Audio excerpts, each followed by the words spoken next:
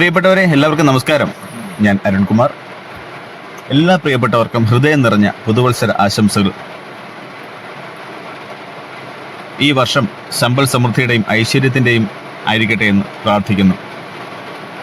രാവിലെ എൻ്റെ നാട്ടിലെ വളരെ പുരാതനവും പ്രസിദ്ധവുമായ ശ്രീ ചെല്ലഞ്ചി ഭഗവതി ക്ഷേത്രത്തിൽ ദർശനം നടത്താൻ സാധിച്ചു. ഇവിടെ വരുമ്പോൾ നല്ല മഴയായിരുന്നു. ഇതാണ് ഭഗവതി ക്ഷേത്രത്തിലെ വിശേഷങ്ങൾ.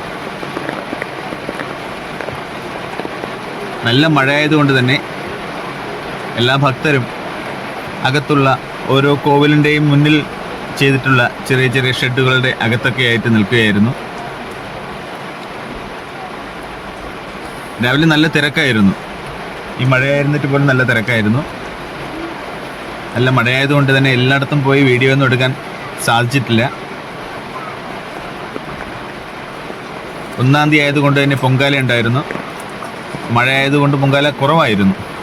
പിന്നെ ഒരു പ്രധാന പ്രത്യേകത ഈ കാണുന്നത് ക്ഷേത്രക്കുളമാണ്. ഒരു വേനലിലും ഈ ക്ഷേത്രക്കുളം വറ്റിയിട്ടില്ല എന്നുള്ളതാണ്. പിന്നെ നാഗരികാവും